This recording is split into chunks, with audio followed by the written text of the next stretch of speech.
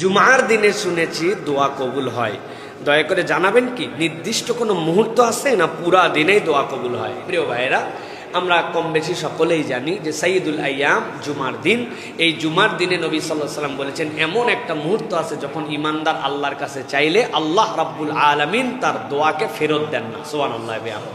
ইমাম নববী রহমতুল্লাহ আলাইহি থেকে শুরু করে আরো মুহাদ্দিসিনে কেরাম নানান কথা বলেছেন। সামারি কথা হচ্ছে সারা দিনের মধ্যে আল্লাহ রাব্বুল আলামিনের বান্দা আল্লাহর কাছে দোয়া করবে, দোয়ার হালতে থাকবে, আল্লাহ রাব্বুল আলামিন তাকে কবুল করবেন। তবে আসর থেকে মাগরিবকে আলাদাভাবে তারা গুরুত্ব আরোপ করেছেন।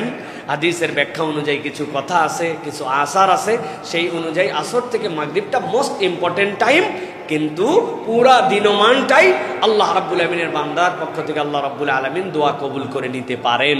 এই জন্য আমরা চেষ্টা করব, তবে আসর থেকে মাগরিব এই সময় দোয়া কবুলের উত্তম সময়।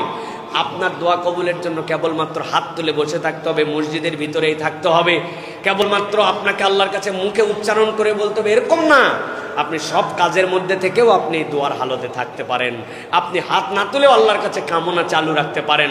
সুতরাং আসর থেকে মাগরিব ইম্পর্টেন্ট, আর পুরো সময়টুকুই দোয়া কবুলের জন্য আল্লাহ রাব্বুল আলামিন আমাদেরকে দেওয়ার জন্যই এই দিনটাকে দান করেছেন। সুতরাং দরুদ শরীফটা বেশি বেশি পড়তে থাকা, সূরা কাহাফের তেলাওয়াতটা শেষ করে ফেলা, এরপরে আল্লাহর কাছে বিভিন্ন ধরনের চাওয়া, মুখকে জিকিরের মধ্যে রত রাখা, আর মাঝে মাঝে আল্লাহর কাছে দোয়া করা, বেশি বেশি বলা।